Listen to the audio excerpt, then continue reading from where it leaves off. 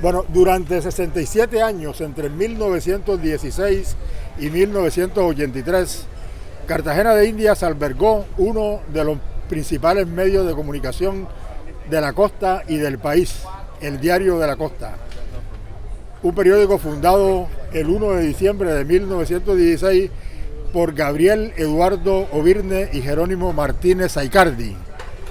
Jerónimo Martínez Aicardi estuvo en el periódico hasta 1918, cuando lo nombraron gobernador, y Gabriel Eduardo Obirne hasta 1920, cuando fallece. A partir de 1922 se hace cargo de este importante medio de comunicación Carlos Escayón Miranda, quien lo dirige hasta su muerte en 1945, cuando asume la dirección su viuda, Emma Villa de Escayón, con sus hijos Rafael y Carlos. Estos dos lo dirigen finalmente hasta que el periódico desaparece. Su último editor, su último gran editor, Miguel Ángel Arroyo. ¿Cómo recuerda, Miguel, el Diario de la Costa? ¿Cómo fue su entrada a él en este edificio que tenemos justamente al fondo? Bueno, buenas tardes. Yo llegué al diario por cuando el diario hizo su cambio de linotipo a hacer un diario ya en sistema offset, o sea, impreso con una máquina en agua. No teníamos la maquinaria completa, hacíamos la parte difícil acá, que era la diagramación, la parte más de fotografías y eso ya la llevaba a Barranquilla para que se imprimiera en el periódico La Libertad de Roberto Esper. Yo llegué porque necesitaban un jefe de producción que dirigiera la armada del periódico. A mí me contrató el doctor Carlos Escayón Núñez, hijo del doctor Rafael Escayón Villa, que era el director y dueño del periódico. Me hice cargo de la producción del periódico y lo dirigí hasta que desapareció. Cambiamos del sistema que teníamos, que era titular en la linotipo. No teníamos la tituladora offset, sino un linotipo. Eso era muy hermoso, Lucho, porque nosotros trabajábamos duro y mirábamos el resultado al día siguiente y quedábamos contentos. Así se trabajó hasta que se adquirió una máquina de impresión offset, pero fue un fracaso. Esa máquina nunca nos ayudó, al contrario, ayudó a que el periódico fuera desapareciendo. El gerente, que en ese entonces era el doctor Nepomuceno Burgos, no supo guiar bien las directrices para que este periódico surgiera, porque nosotros éramos los únicos que estábamos con ese sistema offset, porque el Universal seguía con su sistema viejo hasta que se unió al periódico de Bucaramanga, que era un sistema offset, que era se llamaba Fuerza Liberal, algo así, no recuerdo. Vanguardia Liberal. Vanguardia Liberal, que fue quien metió al Universal en el sistema offset. Ya nosotros teníamos varios años, pero como te dije, con la dificultad que nos tocaba ir a Barranquilla y venir con el impreso, no teníamos el sistema que hay ahora, que uno lo manda y lo puede. Teníamos que ir por carretera todos los días. Salíamos de aquí a la 1 de la madrugada. Eso lo hicimos por años, hasta el 83, como tú dijiste, que fue cuando desapareció el periódico. Bueno, las dificultades empiezan cuando, y el tránsito ese de lo que se conocía como el sistema caliente al sistema en frío, ¿cómo se da? Se da por iniciativa del gerente que había anteriormente, que no era el doctor Nepomuceno, sino un periodista muy conocido aquí en la ciudad, que se llamaba Hernando Parra. Él tenía una litografía. La litografía era una máquina que él tenía pequeña, pero que imprimía en el sistema moderno. Litografía comercial se llamaba. Se llamaba litografía comercial. Calle de la Cruz. Calle de la Cruz, era el dueño. Entonces, el doctor Escayón, que tenía una buena amistad con él, y él lo había nombrado gerente del periódico, le aceptó la propuesta de cambiar el linotipo al offset. Pero como te dije anteriormente, no estaba preparado el periódico para ese sistema porque no tenía la maquinaria completa.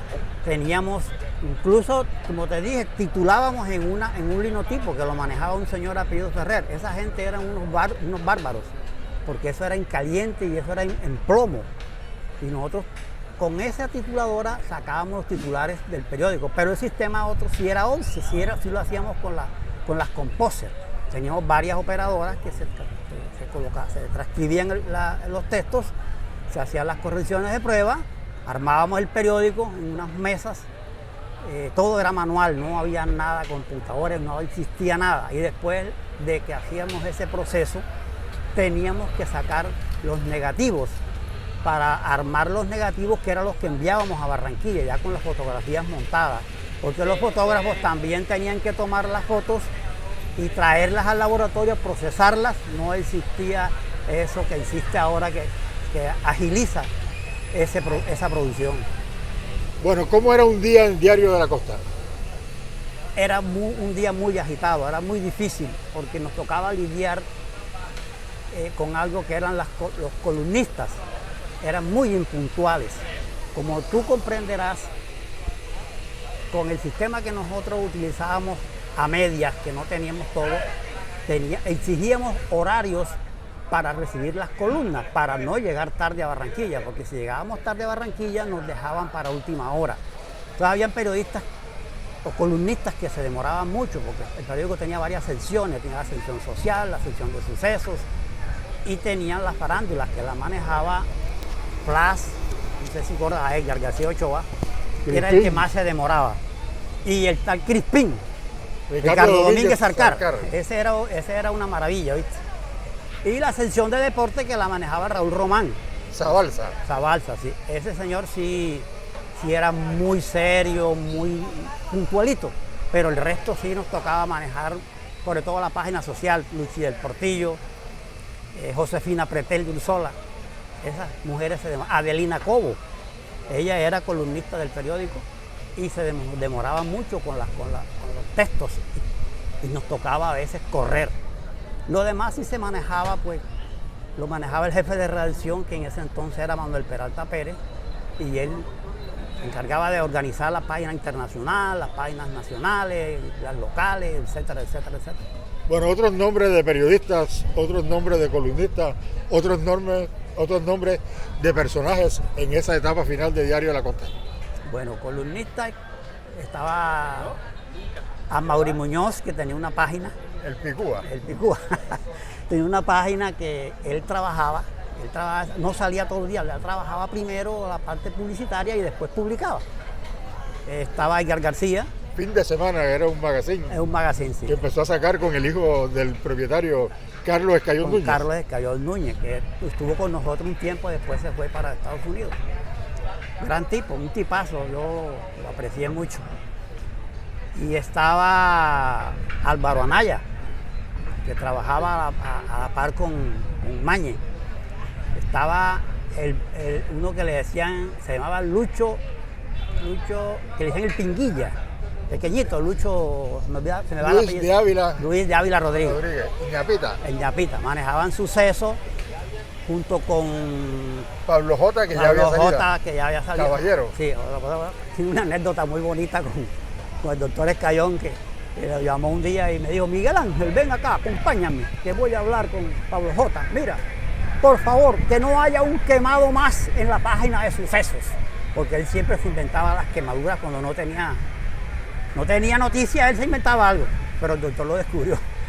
Estaba Pablo J, estaba, lo que te digo yo, el doctor Pedro Jurado le ayudaba a Raúl en la página deportiva. Pedro Jurado Barrendina. Exacto, él le daba columnas. Estaba el señor José Yabrudi. Joselito, sí, vecino de allí. Y estaba la señora Norma Escayón de Puente. Ella tenía sus columnas, Josefina Pretel de Ursola, Adelina Cobo, Luchi del Portillo. El mismo Carlos Escayón también escribía. Gran diarista. Gran diarista, así que al final terminó dirigiendo el periódico en los últimos meses, sí, cuando ya el doctor enfermó y no se dedicaba a eso. Así que este otro periodista, Silvio Barrera. Estaba Alfonso Pomares, Dilberto Puente. Sí. El mismo Pernel ya no trabajaba con el diario, pero ayudaba ayudaba a hacer algunas cosas. Era un día muy difícil en el diario, como te contaba, por la cantidad de tropiezos que tuvimos, pero fue muy bonita, y yo creo que a Cartagena le hizo falta el diario cuando se fue. Nosotros teníamos muy buena acogida en la ciudad, muy buena acogida. Bueno, con todos los vientos a favor, un periódico con una gran acogida, un periódico al que la gente le copiaba, con un gobierno conservador que se había instalado en el año 82, el de Belisario Betancur, y para el cual trabajó en una campaña bastante movida el periódico Diario de la Costa. ¿Cómo se explica uno esta situación de cierre del periódico? Hay malos manejos, muy mal manejo, sobre todo cuando se hizo la adquisición de esa máquina que costó cualquier cantidad de dólares y no funcionó, porque esa máquina jamás funcionó. Empezó a decaer el diario porque empezó a tener pérdidas, porque publicidad tenía, y las publicidades eran a color, y nosotros no podíamos imprimir color en esa máquina, era un desastre, y se pagaban millonadas a los operarios que traían de Barranquilla, de Bogotá, incluso se trajeron dos, y eso no funcionó, eso fue un fracaso total. Ahí empezó a decaer el diario, y que el doctor Escayón se mudó a Bogotá. Entonces el periódico quedó como a la deriva, digo yo, porque yo que siempre estuve ahí me di cuenta que ya las cosas no eran igual, y el doctor Nepomuceno no era muy dado a colaborar en la parte de impulsar eso mejor. Hasta el fin que se fue y nombraron a otro señor que era de un banco que no recuerdo el nombre, que prestaba dinero para sacar el periódico, y eso fue lo peor que pudo hacer. Bueno, el cambio, salir de una edificación como esta, Art Deco, construida por uno de los principales constructores del país, Carl S. Parrish, a una casa colonial en la calle Sargento de Mayor. ¿Cómo se vive ese cambio? Ese cambio se hizo con un estudio muy largo, y no fue malo, Archie, no fue malo, porque locativamente quedamos mejor, porque estábamos en una sola planta y eso era muy grande, teníamos todos los espacios para trabajar. El problema era que ya veníamos mal económicamente, y ahí fue donde se compró la máquina, empezamos a dar malos resultados, muy malos resultados. ¿Cómo cree usted se hubiera podido solventar la situación esta crítica que finalmente terminó con el periódico? Pues nombrando a una persona responsable al frente de eso, y impulsar lo que es un periódico en sí, porque tú sabes que la vida del periódico está en la publicidad. Eso es lo que yo podría haber sugerido que se hubiese hecho, pero ya el doctor Rafael Escayón había bajado la guardia, ya no era ese hombre. Entonces ya se dedicaba a las cuestiones sociales, con sus amigotes, por allá, y no le prestó la atención debida al diario. Él mismo me lo dijo una madrugada que yo fui a decirle que el periódico no salía porque no habíamos alcanzado a sacarlo. O sea, no estuvo a tiempo. Y él me dijo, Miguel Ángel, se va a acabar el diario, se va a acabar. Estaba ya resignado a eso, ya había bajado la guardia. Bueno, Miguel Ángel, Carlos Escayón Núñez, hijo del director propietario, porque en ese momento ya era dueño único, Rafael Escayón Villa, vino con unas ideas innovadoras, los magazines en color, la forma como cómo trató de sacar adelante el periódico. ¿Por qué el desencuentro ese con su papá? ¿Por qué finalmente termina abandonando ese proyecto que prometía, pues, crear un periódico moderno a la altura de los tiempos? Era muy buena la idea de Carlos, muy buena, magnífica, y sí empezó a dar buenos resultados, sino que el papá no estaba de acuerdo con muchas cosas de las que él proponía. Él no sé, él tenía como cierto resentimiento hacia los Núñez. Él me decía a mí, no haga las cosas que Carlito te diga, porque ese es Núñez. No sé por qué hacía eso, no tengo. Y Carlos terminó aburriéndose, porque se hicieron muy buenos magazines, y quedó incluso ahí algunas páginas que se trabajaban en esa forma, que se vendía primero la página y después se hacía. Y eso se acabó porque no hubo el apoyo del doctor Rafael, no lo hubo. Él no le gustaba, no sé por qué pensó eso. Bueno, ¿qué semblanza podría hacernos de Rafael Escayón Villa, el director propietario del periódico? Bueno, el doctor Escayón era un gran tipo, muy preparado, políticamente estaba bien, tú sabes que fue el gobernador encargado, fue representante a la Cámara, fue ministro de Obras, pero él cayó, pues no me gustaría pues cayó bajo los efectos del alcohol, tomaba demasiado. Y esas reuniones de tragos y eso llegaban hasta el diario. ¿Por qué llegaban hasta el diario? Hasta el punto que me hacían bajar una página ya montada para meter una foto de esa reunión.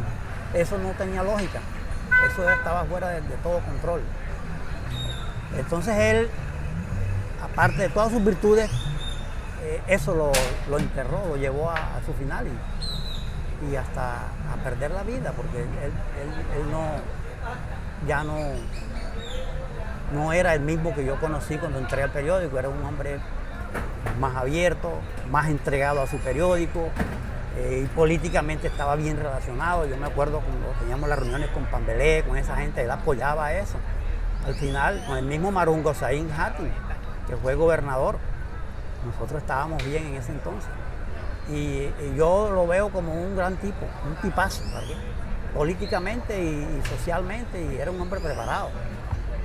El primer periodista graduado en universidad que tuvo Colombia. Sí, señor. En Estados Unidos. Sí, bueno, de su hermano Carlos, codirector del periódico, ¿qué recuerdos? Él terminó siendo el director al final. Era también un hombre versado en las cuestiones de las letras del periodismo.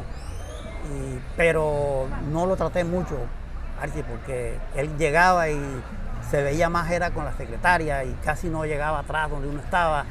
Pero sí estuvo haciendo las cosas mejor que como las venía haciendo el doctor Rafael Escayón. Era un hombre muy preparado en las cuestiones del periodismo. Bueno, otros nombres, además de los dos directores del periódico, que podamos incluir en esta semblanza. Pues ahí... Fernando Parra, por ejemplo. Fernando Parra. Ramírez. Ramírez, y está también Narciso, ¿cómo es que era? Castro Llanes. Estuvo en el periódico, no lo recuerdo. No estuvo, pero colaboraba. Estuvo asesorando ahí. Él no estuvo directamente vinculado, pero sí asesoraba al periódico. Era un buen periodista, porque él estaba con el tiempo. Sí. El mismo Dairo Madera, que era con El Espectador, iban allá y se reunían. Dairo Martínez. Dairo Martínez Madera, sí. Sí. Se reunían allá y yo no tenía así tanto contacto directo con ellos en las cuestiones que acordaban, porque yo estaba en la parte de producción y me tocaba dirigir a las niñas de las compóseras, de la fotomecánica, recibir las columnas de los periodistas, que siempre tenía problemas con ellos porque, como te decía, nunca entregaban a tiempo el material de producción y eso generaba atraso, y el atraso en el periódico era fatal porque, como te dije, había que salir de aquí a la 1 de la mañana en un carro a Barranquilla. Si llegabas 10 minutos atrasado ya no te lo imprimían, si no tenías que esperar hasta la mañana. Ya llegaba aquí a las 10 de la mañana. Bueno, anécdotas, los corre-corre, además de los retrasos en la entrega de materiales que habitualmente se dan en los periódicos. Una anécdota que yo siempre recuerdo es que nosotros teníamos una página que decía dónde comer hoy. Ahí estaba el restaurante tal, ahí uno de los compañeros nuestros le quedó un pedazo y no tenía nada que colocar. Colocó un aviso que decía, se vende abono de estiércol de burro. Me llamó el doctor Escayón a las 7 de la mañana para decirme que dónde carajo me había visto yo que el estiércol de burro era para vender en restaurantes. Eso es una anécdota. Caímos en las manos ¿no se acuerda de Argos, de los gazapos? Sí. Caímos en las manos de ese hombre. El espectador. Nos atacó fuerte por eso. Un error de Haroldo. No sé si te acuerdas, si conociste a Haroldo, que ahora tiene una litografía que se llama litografía americana. Sí. Por la zona del Amparo. Él por llenar el espacio. Haroldo Rodríguez era. Haroldo Julio. Él por llenar el espacio colocó ese aviso que estaba en otra página, que era precisamente un aviso de la mujer del doctor Escayón. No sé si la conociste. Ella también escribía. Nay Forero. Ella era la que vendía los abonos, eso. Eso es una anécdota muy bonita. En la casa finca de Turbaco. Exacto. Sí. Bueno, otras anécdotas, noticias impactantes en la recta final de Diario de la Costa que recuerde. Bueno, así que te diría yo que recuerde así. noticia impactante, no. El hecho del sádico del charquito, que creo que fue la noticia del año anterior. Esa nos dio vida. Sí. El del tipo ese del charco, sí, claro, vendimos O ese, sea, no alcanzó la edición para lo que la gente compró. Se vendió como pan caliente. Eso lo cubrió Freddy Castro Luján. Así es. Y el abogado Guzmán Fonseca, que era una fuente inagotable de noticias en el proceso. Así es. Sí. Así es. Bueno, Es una lástima que se haya acabado ese periódico porque aportó bastante a la ciudad. Aportó bastante. bueno, ¿usted cree que el recuerdo de Diario de la Costa, 42 años después de su desaparición, permanece? Sí, sobre todo en la gente que en esa época iba con él, a la par de él. Mucha gente lo recuerda. Si no se hubiera cerrado, ¿qué cree usted sería hoy Diario de la Costa? Pues era un periódico que estuviera circulando a nivel nacional. El decano de la prensa costeña. El decano de la prensa costeña, sí. Sí. Porque era un periódico de la costa para la costa. Aquí se publicaba todo, lo que sucedía en la ciudad y en toda la costa caribe. Lo publicábamos porque teníamos gente en Montería, teníamos gente en Sincelejo, que cubrían eso. Cuando se dio la catástrofe de Sincelejo, nosotros nos trasladamos hasta allá. Eso fue en el 80. 20 de enero. Del 80, sí. La famosa foto de Jesús Ocampo, Premio Nacional de Periodismo. Ocampo también fue colaborador nuestro. Nos daban muchas periódicas y el fotógrafo que teníamos oficial era Pedro Merlano. Sí. ¿Debiste conocerlo? Sí, claro, los hermanos Merlano. Los hermanos Merlano. Sí. Bueno, algo más que acotar, Miguel Ángel Arroyo. Bueno, aparte de agradecerte que este momento que me hiciste recordar pues mi juventud, lo que fue el trabajo de Diario de la Costa, darte las gracias y qué bueno que estés tú impulsando esos viejos recuerdos. He visto todas tus entrevistas y son fabulosas de cosas que pasaron, que mucha gente desconoce y que es bueno recordar. Bueno, vamos a hacer un pequeño paneo, ya no con su figura, con la figura gris, que siempre lo caracterizó por el granito de su fachada, de lo que fue una de las edificaciones icónicas del periodismo colombiano, Señor. La sede de Diario de la Costa, construida por Carl S. Parrish, la cuarta sede que tuvo este periódico, que nació en la esquina de la calle San Pedro Claver con Las Damas, un 1 de diciembre de 1916. De allí, según nos contaba ya en los últimos años de su vida, el doctor Álvaro Escayón Villa, pasaron para la Plaza Ricaurte, luego estuvieron en la calle del Coliseo, también estuvieron en la calle Estanco del Tabaco y finalmente esta sede que fue adquirida por su padre en el año de 1930 y tantos, 1940, y en donde se hizo esta magnífica edificación Art Deco en sus orígenes, hoy pues modificada, y que es uno de los íconos del recuerdo periodístico de Cartagena, de la costa y de Colombia.